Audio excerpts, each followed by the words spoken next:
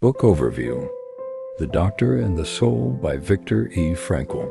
The Doctor and the Soul is one of Viktor E. Frankl's most profound psychological and philosophical works, where he explores the relationship between psychotherapy, human suffering, and the spiritual dimension of life.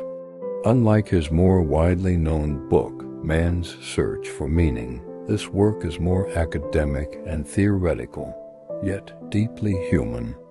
Frankl introduces his central idea, logotherapy, the therapy of meaning, arguing that the primary drive in human beings is not pleasure, as Sigmund Freud suggested, nor power, as Alfred Adler believed, but the pursuit of meaning. Frankl writes from the unique perspective of someone who endured the horrors of Nazi concentration camps and yet emerged with a powerful insight. Even in the most unbearable conditions, life retains meaning.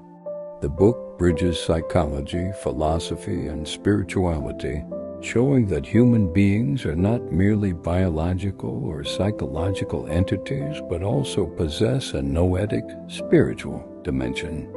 Throughout the chapters, Frankl critiques reductionist approaches in psychology and emphasizes freedom, responsibility, and the human capacity to transcend suffering. Chapter 1: The Origin of Logotherapy. In the opening chapter, Frankl introduces the foundation of his psychological theory, logotherapy. He begins by challenging the dominant schools of thought in psychology, particularly those rooted in determinism. For Freud, human beings are driven primarily by the pleasure principle, seeking to avoid pain and maximize gratification. For Adler, the core motivation lies in the will to power, the desire to overcome inferiority. Frankl respectfully acknowledges their contributions, but argues that both perspectives are incomplete. According to him, the deepest motivation of human beings is the will to meaning. Frankl explains that logotherapy is derived from the Greek word logos, meaning meaning. It is a therapeutic approach that focuses on helping individuals find meaning in their lives, even in the face of suffering. Unlike traditional psychoanalysis, which often looks backward into childhood experiences, logotherapy is future-oriented. It asks not, "What caused your suffering?" but "What is your life asking of you now?" The chapter also introduces the concept of the existential vacuum, a condition in which individuals feel a sense of emptiness and lack of purpose. Frankl observes that modern society, despite its technological progress, often leaves people feeling disconnected and directionless. This vacuum manifests in boredom, depression, and even aggression. People may try to fill this emptiness with pleasure, power, or material success, but these substitutes fail to provide lasting fulfillment. Frankl emphasizes that meaning cannot be given, it must be discovered. Each person has a unique calling, a specific purpose that only they can fulfill. This idea introduces a profound sense of responsibility. Life is not something we passively experience, but something we actively respond to. In this sense, Frankl reverses the usual question. Instead of asking, "What do I expect from life?" he suggests we ask, "What does life expect from me?" Another key idea in this chapter is the distinction between existence and essence. Frankl argues that human beings are not fully determined by their instincts or environment. While we are influenced by biological and psychological factors, we always retain a degree of freedom. This freedom allows us to choose our attitude, even in situations where we cannot change our circumstances. Frankl illustrates this point with examples from his own experiences in concentration camps. Prisoners who found meaning, whether through love, faith, or a sense of duty, were more likely to survive psychologically, even if not physically. Those who lost their sense of purpose often succumbed to despair. This observation becomes a cornerstone of logotherapy. Meaning is essential for human survival. The chapter also introduces the idea of self-transcendence. According to Frankl, true fulfillment is not found in self-absorption, but in reaching beyond oneself toward a cause, a person, or a value. Happiness, he argues, cannot be pursued directly. It emerges as a byproduct of meaningful living. This insight challenges the modern obsession with personal happiness and instead points toward a more outward-focused life. Frankl concludes the chapter by emphasizing that logotherapy is not merely a theoretical framework, but a practical method. Therapists help patients identify potential sources of meaning in their lives, such as creative work, relationships, or the attitude they take toward unavoidable suffering. The goal is not to eliminate suffering entirely, but to transform it into something meaningful. This opening chapter sets the stage for the rest of the book, establishing the central themes of meaning, freedom, and responsibility. It invites readers to reconsider their assumptions about human motivation and to recognize the profound role that meaning plays in psychological health. Chapter 2: The Spiritual Dimension of the Human Being. In the second chapter, Frankl delves deeper into what he calls the noetic or spiritual dimension of human existence. He is careful to clarify that by spiritual, he does not necessarily mean religious, although religion can be one expression of it. Instead, the noetic dimension refers to the uniquely human capacity for self-awareness, moral decision-making, and the search for meaning. Frankl argues that traditional psychology often reduces human beings to their biological drives or psychological mechanisms. This reductionism, he believes, overlooks the most essential aspect of humanity. While animals are governed by instincts, human beings have the ability to reflect, choose, and take a stand toward their own instincts. This capacity for self-distancing allows us to rise above our circumstances. One of the most important concepts introduced in this chapter is freedom of will. Frankl insists that even though we are influenced by genetics and environment, we are not completely determined by them. There is always a space between stimulus and response, and within that space lies our freedom. This idea becomes especially powerful when applied to extreme situations, such as suffering or injustice. Frankl also introduces the concept of responsibility as the counterpart to freedom. Freedom without responsibility, he argues, leads to chaos and meaninglessness. True freedom is not the ability to do whatever we want, but the ability to choose what is right and meaningful. He even suggests that just as the Statue of Liberty stands on the East Coast of the United States, there should be a statue of responsibility on the West Coast to balance it. Another key idea in this chapter is the notion of conscience. Frankl describes conscience as an intuitive guide that helps us discern the unique meaning of each situation. It is not a fixed set of rules, but a dynamic and personal sense of what is right. Conscience enables us to respond to life's questions in a way that is authentic and meaningful. Frankl also discusses the concept of self-transcendence in greater detail. He argues that human beings are fundamentally oriented toward something beyond themselves, whether it is a cause to serve, a person to love, or a value to uphold. This outward focus is essential for psychological well-being. When individuals become overly focused on themselves, they often experience anxiety and dissatisfaction. The chapter also addresses the role of suffering in human life. Frankl does not glorify suffering, but he acknowledges that it is an unavoidable part of existence. The key question is not whether we suffer, but how we respond to suffering. By adopting a meaningful attitude, even the most painful experiences can be transformed into something valuable. Frankl provides examples of patients who were able to find meaning in their suffering, whether through acts of courage, love, or faith.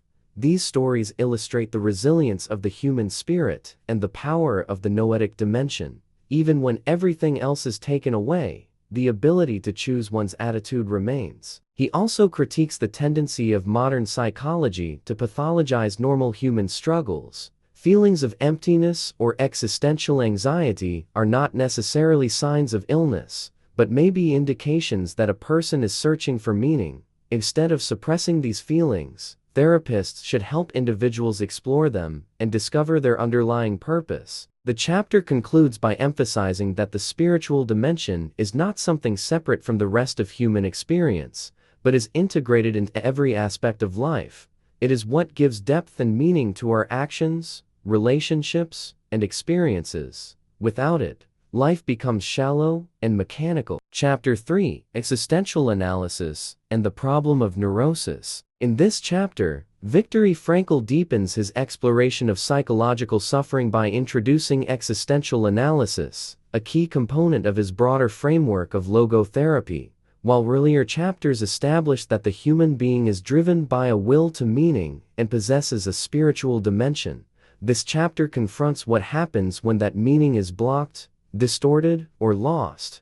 Frankl shifts the discussion from abstract principles to clinical realities, examining how neuroses, psychological disorders, often arise not merely from biological or psychological conflicts, but from existential frustration. Frankl begins by distinguishing between different types of neuroses. Traditional psychoanalysis, rooted in the work of Sigmund Freud, tends to interpret neuroses as the result of repressed instincts or unresolved childhood conflicts. While Frankl acknowledges that such factors can play a role, he argues that this view is incomplete. There exists another category of neurosis, which he calls neogenic neurosis, a condition that arises from problems in the noetic spiritual dimension. These are not conflicts between drives, but crises of meaning. A person suffering from neogenic neurosis may not exhibit obvious psychological dysfunctions in the traditional sense. Instead, they experience a profound sense of emptiness, aimlessness, or inner void. This condition is closely related to what Frankl earlier described as the existential vacuum. Individuals may feel that their lives lack purpose, even if they are materially successful or socially well-adjusted. This inner emptiness can lead to depression, addiction, aggression, or a compulsive search for distractions. Frankl emphasizes that such suffering should not always be treated as a pathology to be eliminated. In many cases, it is a sign that the individual is grappling with fundamental questions about the meaning of life. Rather than suppressing these questions, existential analysis seeks to bring them into conscious awareness and address them directly. The therapist's role is not to provide ready-made answers, but to guide the patient in discovering their own unique meaning. One of the most striking ideas in this chapter is Frankl's critique of psychologism and reductionism. He argues that reducing all human experiences to psychological mechanisms strips them of their true significance. For example, love is not merely a sublimation of sexual instincts, and conscience is not just a product of social conditioning. These phenomena belong to the noetic dimension and must be understood on their own terms. Frankl also introduces the concept of dereflection, a therapeutic technique used in logotherapy. Many neurotic conditions, particularly anxiety and sexual dysfunction, are exacerbated by excessive self-focus. The more a person tries to control or monitor their own performance, the more anxious they become. Dereflection involves redirecting attention away from oneself and towards something meaningful outside the self. By focusing on a task, a relationship, or a value, the individual can break the cycle of self-obsession. Another important technique discussed is paradoxical intention. This method involves encouraging the patient to intentionally engage in or exaggerate the behavior they fear. For example, a person with insomnia who anxiously tries to fall asleep may be advised to try to stay awake as long as possible. This paradoxical approach reduces anxiety by removing the pressure to perform, often leading to spontaneous improvement. Frankl illustrates how humor and self-distancing play a crucial role in this process, allowing individuals to detach from their symptoms. The chapter also explores the role of responsibility in overcoming neurosis. Frankl insists that individuals must take responsibility for their own lives, even in the face of suffering. This does not mean blaming the victim, but rather empowering the individual to recognize their freedom to choose their attitude and actions. By embracing responsibility, patients can move from a passive state of helplessness to an active engagement with life. Frankl provides several case studies to illustrate these principles. In one example, a patient suffering from severe anxiety is helped not by analyzing past traumas, but by identifying a meaningful goal that redirects their focus. In another case, a person struggling with despair finds renewed purpose through a commitment to a creative project or a relationship. These stories demonstrate that healing often comes not from introspection alone, but from engagement with the world. The chapter also addresses the limits of psychotherapy. Frankl acknowledges that not all problems can be solved through therapy, and not all suffering can be eliminated. However, even when circumstances cannot be changed, the individual retains the freedom to choose their response. This freedom is the foundation of human dignity and the key to psychological resilience.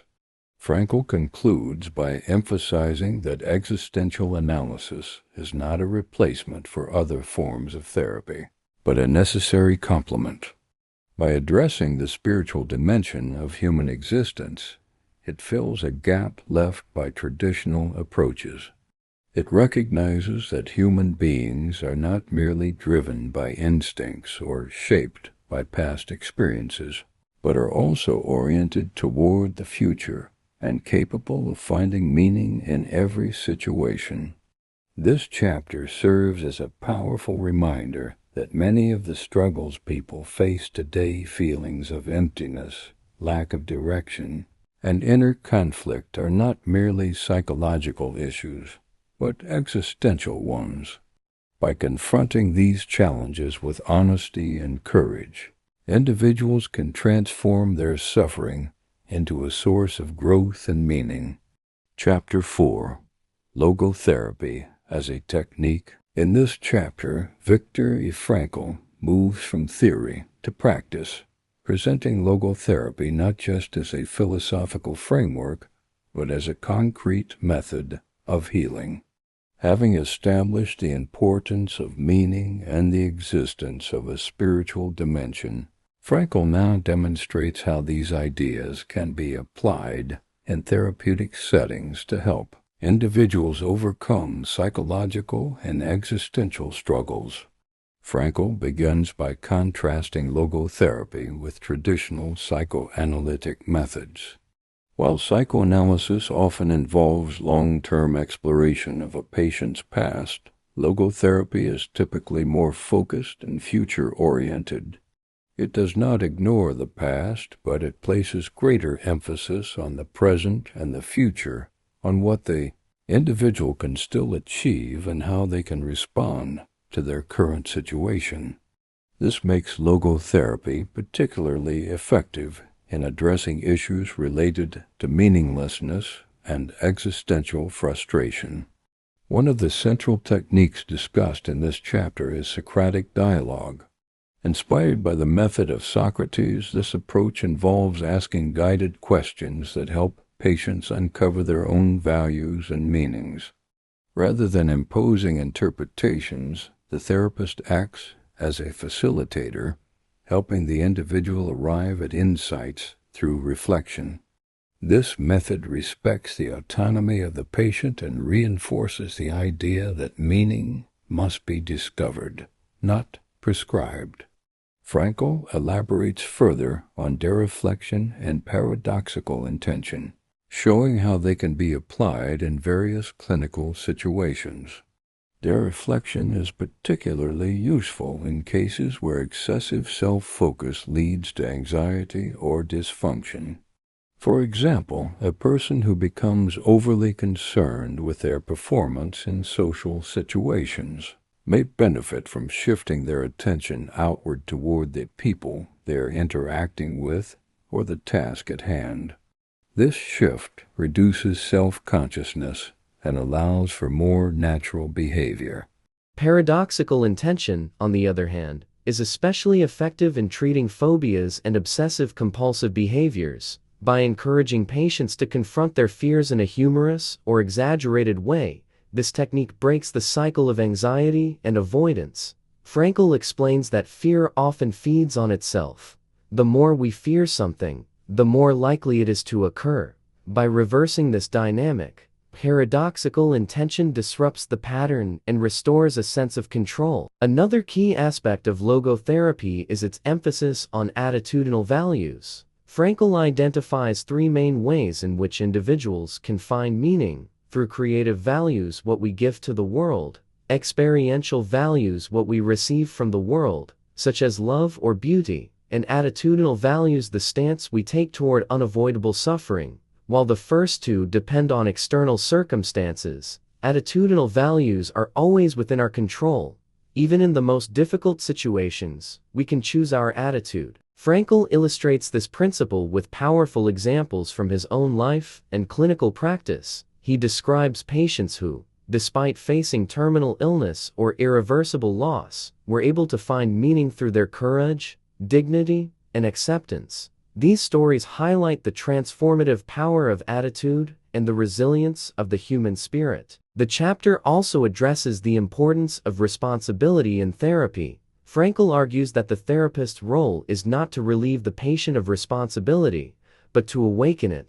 By recognizing that they are responsible for their own choices, individuals can reclaim a sense of agency and purpose. This approach contrasts with more deterministic models, which may inadvertently encourage passivity. Frankl also discusses the ethical dimensions of psychotherapy. He warns against the danger of therapists imposing their own values on patients. Logotherapy, he insists, must remain neutral in terms of specific beliefs, focusing instead on helping individuals discover their own unique meaning. This respect for individuality is a hallmark of Frankl's approach. Another important theme in this chapter is the idea that happiness cannot be pursued directly.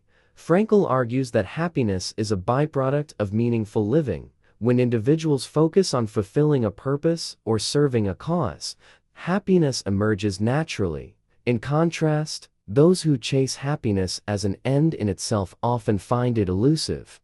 This insight challenges many modern self-help approaches that prioritize personal satisfaction over purpose. Frankl concludes the chapter by emphasizing that logotherapy is not limited to clinical settings. Its principles can be applied in everyday life, helping individuals navigate challenges, make decisions, and find meaning in ordinary experiences. Whether in work, relationships, or personal struggles, the search for meaning remains a central aspect of human existence. This chapter provides a practical guide to applying the ideas introduced earlier in the book.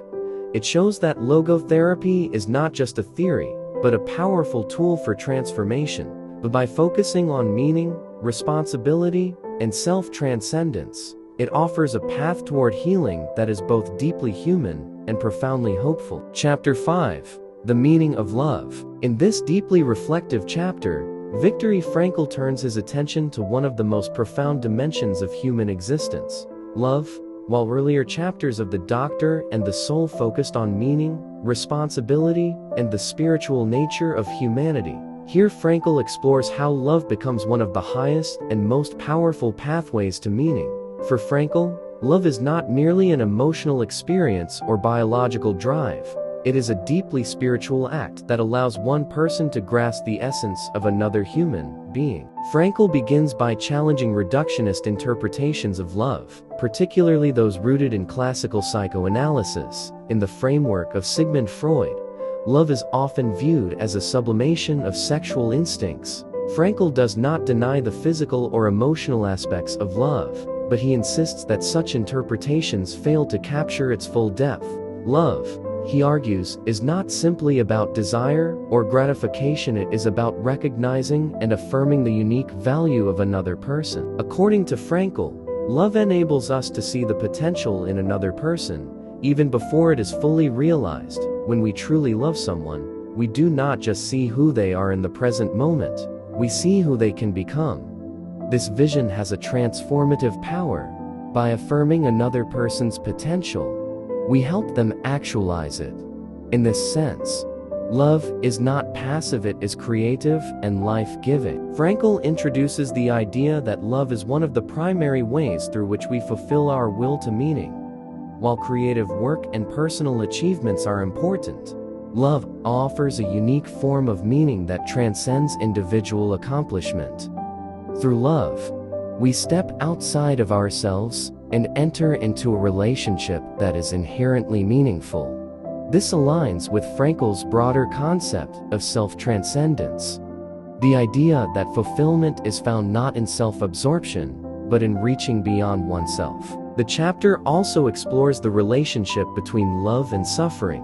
Frankl reflects on his own experiences during the Holocaust, where the memory of his wife became a source of strength and meaning. Even in the absence of physical presence, love remained a powerful reality. This insight underscores one of Frankl's most profound beliefs. Love is not dependent on external circumstances. It exists in the spiritual dimension and can endure even in the face of separation, loss, or death. Frankl also distinguishes between different levels of love. At its most basic level, love may involve physical attraction or emotional attachment. However, at its highest level, love is a spiritual connection that transcends these aspects. It involves a deep understanding and acceptance of another person's inner being. This form of love is not possessive or controlling. It is free and respectful of the other's individuality. Another important theme in this chapter is the idea that love is not something we can demand or expect. It is a gift that arises from genuine connection and mutual recognition. Attempts to manipulate or force love often lead to frustration and breakdown. Instead, Frankl suggests that love must be approached with humility and openness, allowing it to unfold naturally. Frankl also addresses the role of love in therapy. In the context of logotherapy, love is not merely a topic of discussion, but a therapeutic force. The relationship between therapist and patient is grounded in respect and genuine concern for the individual's well-being.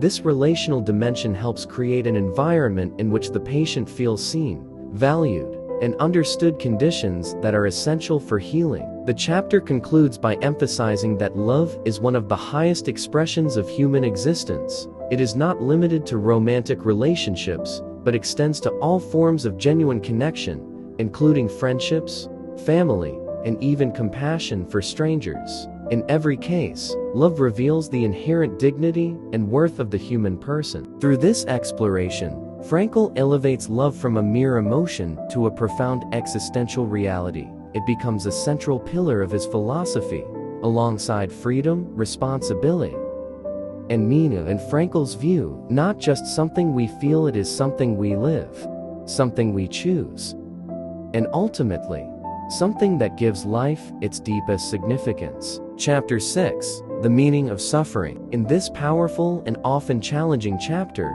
Viktor Frankl confronts one of the most difficult questions in human existence. What is the meaning of suffering? While modern culture often seeks to avoid or eliminate suffering at all costs, Frankl takes a radically different approach. He argues that suffering, when unavoidable, can become a profound source of meaning and spiritual growth. Frankl begins by clarifying that he does not advocate for suffering in itself. If suffering can be avoided, it should be. Medicine, therapy, and social progress all aim to reduce unnecessary pain, and rightly so. However, there are situations in life where suffering is inevitable, such as illness, loss, or death. In these cases, the question is not how to escape suffering, but how to respond to it. Central to this chapter is the idea of attitudinal values, one of the three main sources of meaning in Frankl's framework. While creative and experiential values depend on external circumstances, attitudinal values are always within our control. Even when we cannot change our situation, we can choose our attitude toward it. This choice becomes the key to transforming suffering into meaning. Frankl illustrates this principle with examples from his own life and clinical practice. During his time in concentration camps, he observed that prisoners who found meaning in their suffering, whether through faith, love, or a sense of purpose, were more resilient. They were able to endure extreme conditions with dignity and inner strength. In contrast, those who lost their sense of meaning often succumbed to despair. One of the most striking insights in this chapter is the idea that suffering can become a form of achievement. Just as we take pride in our accomplishments, we can also find meaning in the way we endure hardships. This does not mean glorifying pain, but recognizing the courage and strength required to face it. In this sense, suffering becomes an opportunity to demonstrate our deepest values. Frankl also addresses the question of fairness and injustice. Many people struggle with the idea that suffering often appears arbitrary and undeserved. While Frankl does not provide a definitive answer to this problem, he suggests that meaning is not dependent on fairness. Even in unjust circumstances, individuals retain the freedom to choose their response. This freedom is what gives life its dignity. Another important theme in this chapter is the relationship between suffering and transcendence. When individuals rise above their circumstances and maintain their humanity in the face of pain, they achieve a form of spiritual transcendence. This ability to go beyond oneself is at the heart of Frankl's philosophy. It shows that human beings are not merely victims of their, but active participants in shaping their own meaning. Frankl also discusses the role of suffering in personal growth. Many people report that their experiences have led to greater self-awareness, compassion, and inner strength. While this does not justify suffering, it highlights its potential to transform us. In this way, suffering becomes not just something to endure, but something that can deepen our understanding of life. The chapter also critiques the modern tendency to pathologize all forms of distress. Frankl argues that not all suffering is a sign of illness. Sometimes, it is a natural response to difficulty. Attempting to eliminate all discomfort can lead to a shallow and artificial existence. Instead, we must learn to engage with suffering in a meaningful way. Frankl concludes by emphasizing that the meaning of suffering is deeply personal. There is no universal formula or answer. Each individual must discover their own meaning based on their unique situation. This process requires courage, honesty, and a willingness to confront life's difficult questions. This chapter stands as one of the most profound and challenging parts of the book. It invites readers to rethink their relationship with suffering and to consider the possibility that even in the darkest moments, life can retain meaning. Through this perspective, Frankl offers not just a theory, but a source of hope and resilience for anyone facing in life. Chapter 7: The Concept of Death and Transitoriness. In this chapter, Viktor Frankl turns to one of the most universal and unsettling realities of human existence: death.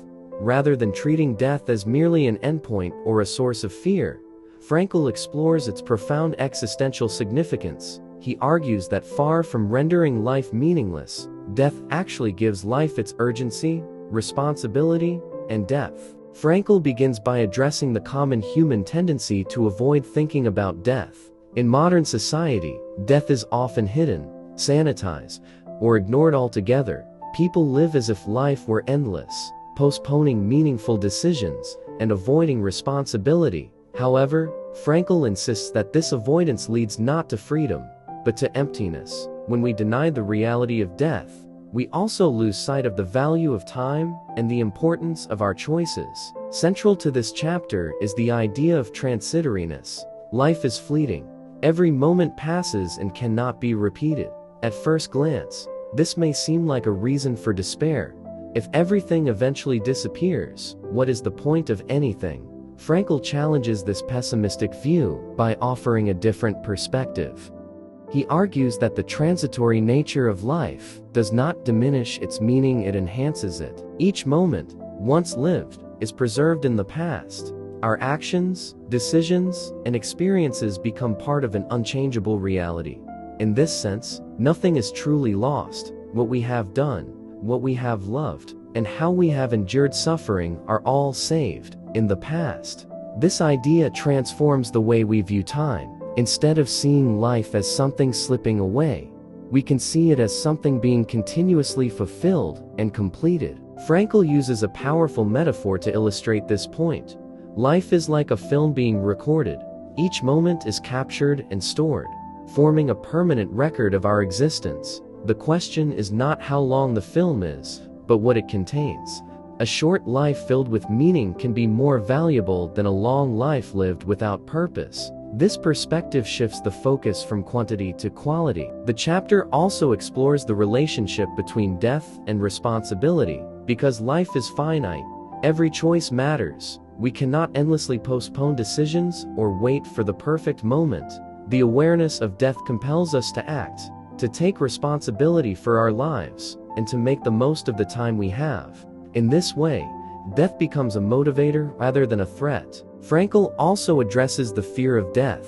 While it is natural to feel anxiety about death, he suggests that this fear often stems from a lack of meaning. When individuals live with a sense of purpose, they are better able to face the end of life with peace and acceptance.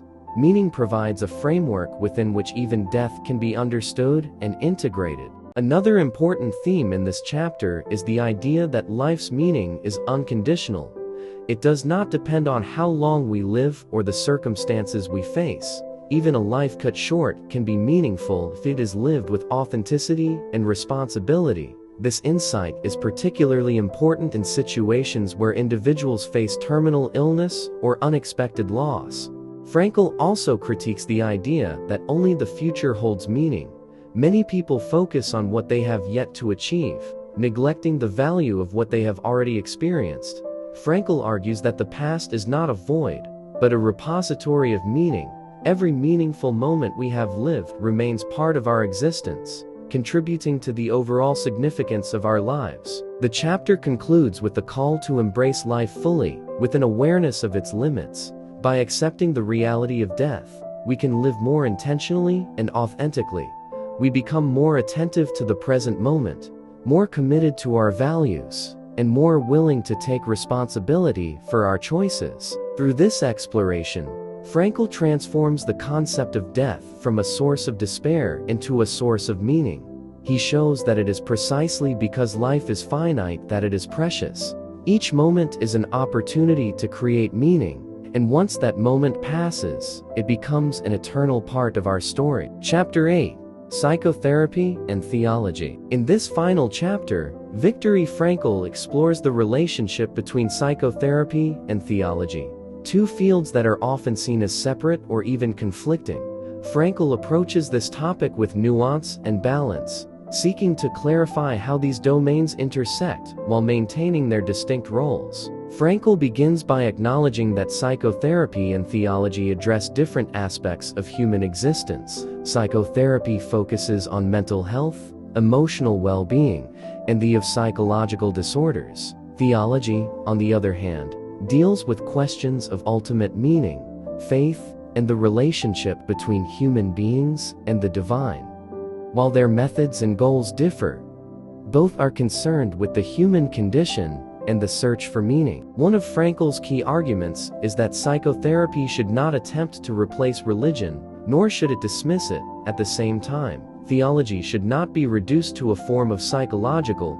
Each field has its own integrity and purpose. However, there is a natural point of connection between them in the realm of meaning. Frankl introduces the idea that the human search for ultimate meaning may lead to what he calls a super meaning, a meaning that transcends human understanding.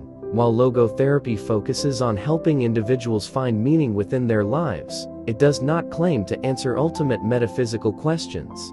These questions belong to the domain of theology and faith.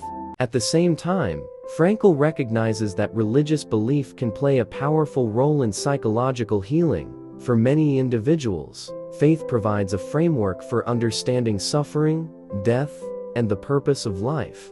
It offers hope, direction, and a sense of connection to something greater than oneself. In this way, religion can complement psychotherapy, supporting the individual's search for meaning. Frankl is careful, however, to maintain the neutrality of logotherapy. Therapists should not impose religious beliefs on their patients, nor should they dismiss them. Instead, they should respect the individual beliefs of each person and work within that framework. If a patient draws strength from faith, it can be integrated into the therapeutic process. If not, meaning can still be found through other avenues. Another important theme in this chapter is the concept of ultimate responsibility. Frankl suggests that in addition to being responsible to ourselves and others, we may also feel responsible to a higher authority or purpose. For some, this may be understood in religious terms. For others, it may take a more philosophical form. In either case, this sense of responsibility adds depth and seriousness to human existence. Frankl also addresses the danger of reducing religion to mere psychology. When faith is interpreted solely as a coping mechanism or an illusion, its true significance is lost. Frankl argues that such reductionism fails to respect the genuine experiences of believers. Instead, he advocates for an open and respectful dialogue between psychology and theology. The chapter also explores the limits of human understanding. While psychotherapy can help individuals navigate their lives and find meaning, it cannot provide definitive answers to ultimate questions. This humility is an important aspect of Frankl's approach. He acknowledges that there are mysteries that lie beyond the reach of science and reason. Frankl concludes by emphasizing that the search for meaning is a universal human endeavor that can take many forms. Whether through work, love, suffering, or faith, individuals are constantly responding to the questions that life poses. Psychotherapy and theology, each in their own way, support this process. This final chapter brings the book to a thoughtful and balanced conclusion. It highlights the complexity of human existence and the many dimensions through which meaning can be discovered. By bridging psychology and spirituality, Frankl offers a holistic vision of the human being, one that honors both the mind and the spirit.